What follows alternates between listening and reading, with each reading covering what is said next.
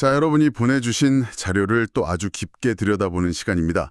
오늘은 사사기 19장을 다룬 몰락의 복음 15라는 제목의 설교문 일부를 함께 분석해 보려고 하는데요. 이 자료가 던지는 첫 질문부터가 아주 강렬해요. 바로 이겁니다. 내가 쫓는 것은 왜 자꾸 도망갈까요? 네, 정말 우리 모두 한 번쯤은 품어봤을 그런 질문인 것 같아요. 맞아요. 오늘 저희의 목표는요, 이 고대 종교 텍스트를 통해서 왜 우리가 눈에 좋아 보이는 것을 필사적으로 쫓을 때 오히려 스스로 무너져 내리는지 그 근본적인 이유를 한번 파헤쳐 보는 겁니다. 그리고 그 해답까지 찾아보는 거겠죠? 네, 그렇죠. 이 딜레마에 대한 해답은 어디에 있는지 한 레위인의 아주 비극적인 여정을 따라가면서 그 실마리를 찾아보겠습니다. 좋습니다. 그럼 바로 그 레위인의 이야기부터 시작해보죠. 에브라임 산지에 살던 한 레위인이 자기 지역을 떠나서 멀리 유다 베들레헴까지 가서 첩을 얻어요. 시작부터 좀 특이한데 자신의 직무가 있는 곳을 떠나서까지 무언가를 얻으려 한 것, 이게 왜 문제의 출발점이 되는 건가요? 바로 그 지점이 핵심이에요. 여기서 레위인이 어떤 사람이었는지 아는 게 중요하거든요. 아, 네. 레위인은 당시 이스라엘 공동체의 영적인 또 율법적인 지도를 맡았던 일종의 성직자 가문이었어요. 공동체를 섬기고 말씀을 가르쳐야 할 책임이 있는 사람이죠. 그런데 그가 자기 자리, 그러니까 그 책임의 자리를 떠나서 내가 보기에 좋은 것을 얻으러 갔다는 것 자체가 이미 균열의 시작이었다는 겁니다. 단순히 개인적인 선택의 문제가 아니라 공적인 책임을 버린 행동이었다. 이런 의미군요. 맞습니다. 그런데 흥미로운 게 그가 그렇게 원해서 얻은 첩이 그를 떠나버리잖아요. 보통 성경 번역에는 행음했다고 되어 있어서 첩의 부도덕함이 원인이라고 생각하기 쉬운데 이 자유는 좀 다른 시각을 제시하더라고요. 네, 맞아요. 이 설교문에서는 원문이랑 다른 고대 번역본들을 비교하면서 새로운 가능성을 열어주는데요. 어떤 가능성이죠? 예를 들어 70인역이라고 히브리어 성경을 그리스어로 번역한 가장 오래된 번역본 중 하나가 있거든요. 여기를 보면 이 부분이 남편에게 분노하여 또는 그를 경멸하여 떠났다는 해석이 더 자연스럽다고 지적을 해요. 그러니까 어떤 부도덕한 사건 때문이 아니라 관계 자체에 문제가 생겨서 남편을 거부하고 떠났다는 해석이군요? 그렇죠. 결국 원하는 것을 쫓아갔는데 그 대상이 나를 싫어하고 도망가 버린 셈이죠. 이게 오늘날 우리의 삶과 어떻게 연결될 수 있을까요? 이 자료는 바로 이 지점이 현대인의 불안의 근원이라고 아주 날카롭게 꿰뚫어봐요. 우리는 보통 좋은 사람, 좋은 직장, 좋은 학교 이런 목표를 향해 달려가라고 배우잖아요. 네가 보기에 좋아 보이는 것, 그것을 목표로 삼으면 돼. 딱 여기까지 듣는다는 거죠. 하지만 우리가 놓치고 있는 중요한 질문이 있다는 거군요. 네, 그 목표가 과연 나를 계속 좋아해 줄지, 그 회사가 나를 계속 인정해 줄지, 그 사람이 나를 계속 사랑해 줄지에 대해서는 깊이 생각하지 못한다는 거예요. 내 행복과 가치, 내 존재의 의미 전체를요, 내가 쫓는 대상의 반응에 전부 맡겨버리는 겁니다. 여기서부터 불안이 시작되는 거죠. 그래서 그 대상이 나를 거부하거나 인정해주지 않을 때 내 삶 전체가 뿌리째 흔들리는군요. 레위인도 보세요. 첩이 도망가니까 포기하지 않고 모든 걸 다 바쳐서 쫓아가잖아요. 바로 그 부분입니다. 이 설교가 흥미로운 지점은 레위인의 이 행동을 단순히 실수가 아니라 신앙의 전환, 즉 나의 하나님이 바뀌는 순간으로 규정한다는 점이에요. 하나님이 바뀌는 순간이요? 와... 네, 이건 굉장히 강력한 표현이죠. 단순한 욕망의 추구가 아니라 삶의 예배 대상을 바꾸는 행위라고 정의하면서 문제의 심각성을 완전히 다른 차원으로 끌어올리는 겁니다. 와, 하나님이 바뀌는 순간이라니 듣고 보니 정말 섬뜩한 표현이네요. 네, 내가 쫓는 그것이 나를 인정해주지 않을 때 내 삶의 의미와 가치가 송두리째 흔들린다면 그게 바로 내가 하나님 대신 섬기고 있는 우상이라는 명백한 신호라는 거예요. 그게 돈이든 성공이든 자녀든 상관없이요. 그것이 나에게 충분히 보상해 줄 때까지, 나를 인정해 줄 때까지 우리는 초조하고 불안하게 쫓아갈 수밖에 없게 된다는 분석이죠. 그렇군요. 결국 내가 쫓는 것이 내 눈에 좋아 보여서인지 아니면 정말 내게 유익한 길인지 점검해야 한다는 말이네요. 그리고 그 목표의 반응에 내 인생 전체가 흔들린다면 이미 잘못된 우상을 쫓고 있다는 강력한 증거라는 거고요. 이것이 바로 눈의 착각이었군요. 정확합니다. 레위인은 결국 그토록 원하던 첩을 되찾는 데 성공했으니 표면적으로는 문제가 해결된 것처럼 보이네요. 하지만 이 자료는 오히려 이때부터 진짜 비극, 후회가 시작된다고 지적하는 거죠. 네, 두 가지 결정적인 후회를 이야기하는데요. 첫 번째는 관계의 후회입니다. 첩을 데리고 돌아오는 길에 기부하라는 동족의 마을에 머무는데 아무도 그들을 손님으로 맞아주지 않아요. 성읍 넓은 거리에 덩그러니 앉아 있는데도 말이죠. 공동체의 따뜻함, 환대 문화가 완전히 사라진 거네요. 네, 차가운 거리만 남은 거예요. 그런데 그 책임을 전부 레위인 같은 지도자들에게 돌리는 건 좀 과한 해석 아닐까요? 기부와 마을 사람들의 집단적인 악랄함이 더 큰 원인이었다고 볼 수도 있지 않나요? 이 자료는 왜 굳이 그 원인을 레위인의 개인적 욕망과 연결시키죠? 아주 좋은 질문이에요. 이 설교문이 날카로운 이유는 바로 그 지점을 파고들기 때문이에요.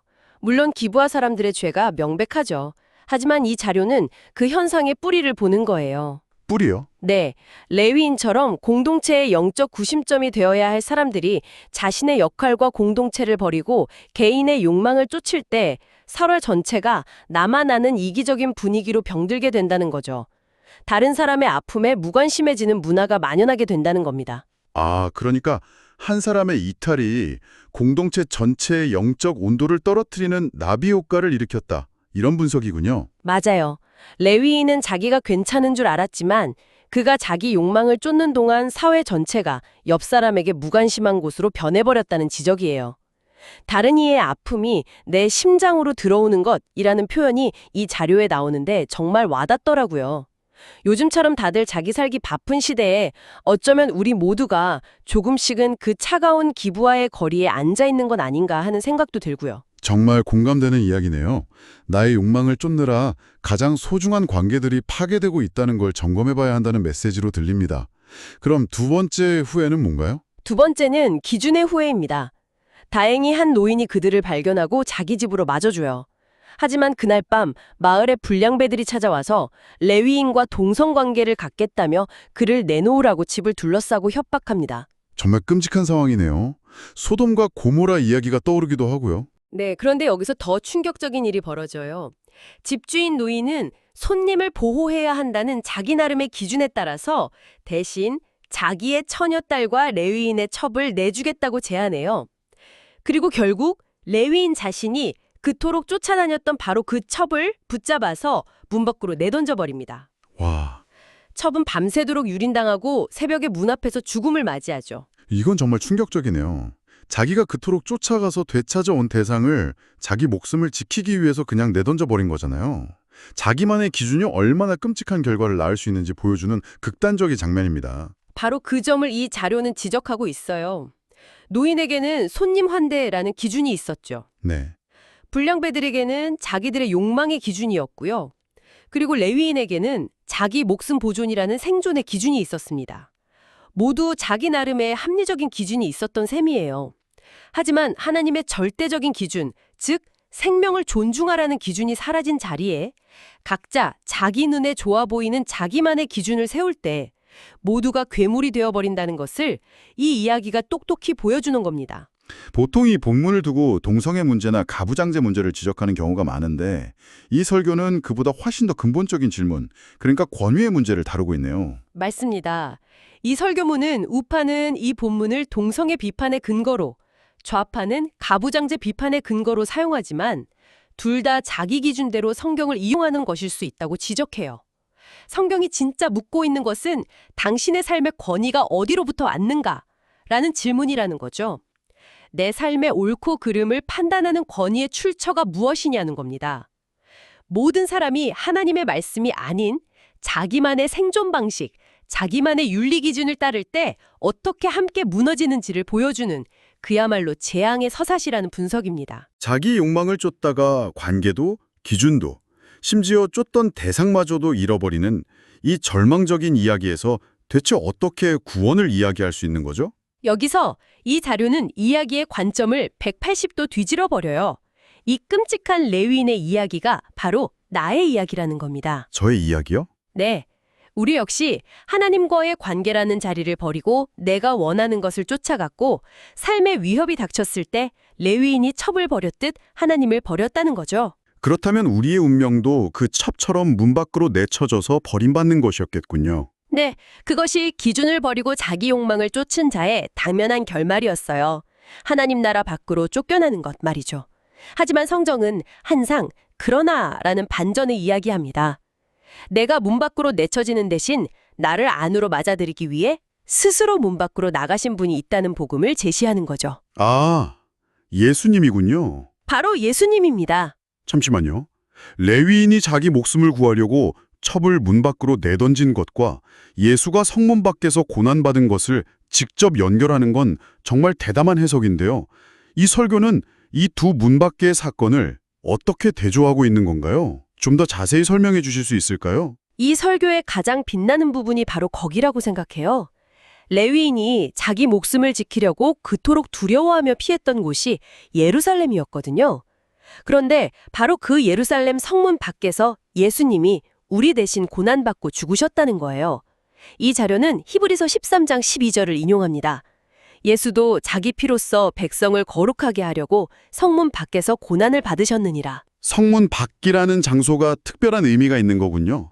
치, 불결함과 죽음의 장소였어요. 죄인들이 처형당하는 곳이었죠. 레위인은 자기 생존을 위해 다른 사람을 그 수치의 자리, 문 밖으로 내던졌어요. 하지만 예수님은 우리를 생명의 자리, 문 안으로 들이시기 위해 스스로 그 저주의 자리인 성문 밖으로 걸어 나가셨다는 겁니다. 이 극명한 대조를 통해 구원의 의미를 설명하는 거죠. 내가 당해야 할 버림받음을 그분이 대신 당하셨다는 것. 이것이 복음의 핵심이라는 거예요. 그게 바로 이 비극적인 이야기의 궁극적인 메시지였군요. 레위인의 이야기가 결국 우리를 향한 구원의 이야기였다는 것. 맞습니다. 그리고 이 구원의 사실을 정말로 깨달을 때 우리는 비로소 쫓아가는 삶을 멈출 수 있게 된다고 해요. 더 이상 세상의 무언가를 쫓아가며 나의 가치를 증명할 필요가 없어지는 거죠. 왜냐하면 문 밖으로 나가신 그분을 내가 봤기 때문이에요. 나를 위해 목숨까지 버리신 그분이 주시는 말씀을 따를 때 내 삶에 진정한 유익과 생명이 있다는 확신이 생기기 시작하는 겁니다. 죽음도 이기신 그분이 내 삶의 위협도 막아주실 것이라는 믿음이요. 바로 여기서 쫓아가는 삶에서 따라가는 삶으로의 급적인 전환이 일어난다는 거죠. 내가 쫓는 것은 왜 자꾸 도망갈까? 라는 질문으로 시작했는데 오늘 분석은 그 원인이 결국 잘못된 하나님을 쫓고 있었기 때문이라고 명확하게 짚어주네요. 내 눈에 좋아 보이는 것을 절대적인 기준으로 삼을 때 결국 관계도 기준도 심지어 내가 쫓던 그것마저도 모두 잃게 된다는 서늘한 경고인 셈이고요. 네. 그리고 그 절망에 대한 유일한 해답으로 문 밖의 구원자를 제시합니다.